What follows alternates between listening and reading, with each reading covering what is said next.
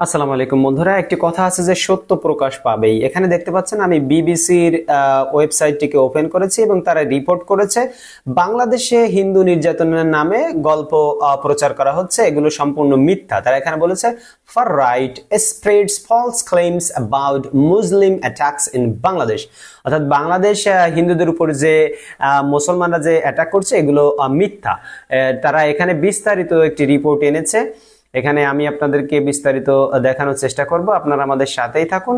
এবং হিন্দুরা যে চক্রান্ত করেছিল বাংলাদেশের মুসলিমদের উপরে, এখানে দেখতে পাচ্ছেন তারা একটি ছবি শেয়ার করেছে যেখানে দেখা যাচ্ছে দাড়ি টুপিওয়ালারা, বিশেষ করে দাড়ি টুপি নিয়ে তাদের যথেষ্ট পরিমাণ অ্যালার্জি থাকা সত্ত্বেও তারা এই ছবিটি শেয়ার করতে বাধ্য হয়েছে, কারণ সত্য কিন্তু প্রকাশ পাবেই পাবে। ওকে, এখানে দেখতে পাচ্ছেন সম্পূর্ণ রিপোর্টটি আমি আপনাদেরকে যদি একটু শেয়ার করি, আর সাথেই থাকুন। তারা যে গভীর চক্রান্ত করেছিল বাংলাদেশে হিন্দু মুসলিম দাঙ্গা লাগানোর জন্য, সেটি সম্পূর্ণরূপে ব্যর্থ হয়েছে, যেমনটি বিবিসি আসলে রিপোর্ট করেছে। এখানে দেখতে পাচ্ছেন যে তারা বলার চেষ্টা করছে false claims of Hindu temple attack. তারা বলেছিল যে হিন্দুদের মন্দিরে অ্যাটাক হচ্ছে, কিন্তু এই মন্দিরগুলো কিন্তু পাহারা দিচ্ছে বাংলাদেশের আলেম সমাজ এবং বিশেষ করে জামাত ইসলামী এটা নেতৃত্ব দিয়েছিল। আমি যদি আপনাদেরকে সেই ছবিটা একটু দেখাই, এখানে দেখতে পাচ্ছেন শ্রী শ্রী সীতা কালী মায়ের কেন্দ্রীয় মন্দির। Student protesters defend Hindu temples.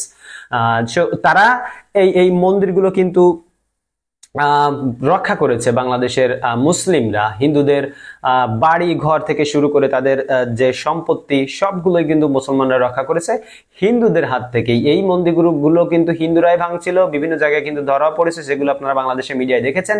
এবং ইন্ডিয়ায় যে খবরটি বিশেষভাবে প্রচার করা হচ্ছিল যে লিটন দাসের বাড়িকে জ্বালিয়ে দেওয়া হয়েছে, এখানে তারা সম্পূর্ণটাই এনেছে। যদি আমরা আপনাদেরকে দেখাই, on 5 August there was an attack on the Awami League office premise behind the temple in the afternoon, and Shopon Dash, a staff member at the temple, told the BBC verified they took the furniture outside and set fire to it.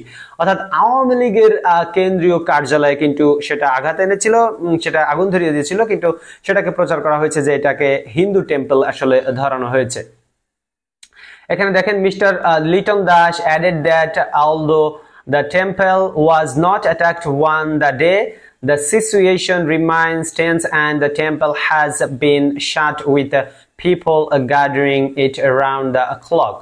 এখানে লিটন দাস স্পষ্ট করেছিল যে এখানে দেখেন ইন্ডিয়ায় তারা টুইটারে share করছিল যে Bangladeshi Hindu cricketer Liton Das house has been set on fire, but এটা কিন্তু ছিল মাশরাফি বিন মুর্তজার বাড়ি এবং তারা লিটন দাসের একটা ছবিকে শেয়ার জুড়ে দিয়ে তারা এভাবে প্রচারণা চালাচ্ছিল ইন্ডিয়াতে।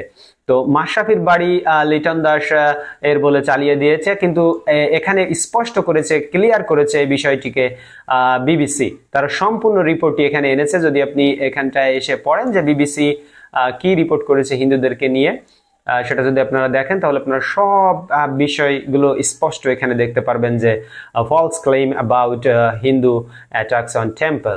ওকে, আশা করি আপনারা এই যে চক্রান্ত, যেটি বিশেষ করে ভারতীয় চক্রান্ত ছিল, তাদের সে চক্রান্তকে আমরা নস্যাৎ করে দিয়েছি আমাদের সম্মিলিত প্রচেষ্টার মাধ্যমে। তো আমরা যদি সবাই সম্মিলিতভাবে সব কাজগুলো এভাবে করি তাহলে কোনো অপশক্তি আমাদের ভিতরে এসে আমাদেরকে ধ্বংস করতে পারবে না এবং আমাদের ভিতরে বিশৃঙ্খলা তৈরি করতে পারবে না। আমরা জাতি হিসেবে বাংলাদেশি এবং আমাদের এখানে দেশে যারা বাস করে সবাই নিরাপদ, এবং আমরা হিন্দু মুসলিম বৌদ্ধ খ্রিস্টান সহ মুসলিম যত প্রকার জাতি এখানে আছে উপজাতি সহ সবাই আমরা শান্তিতে বসবাস করব, তেমনটাই।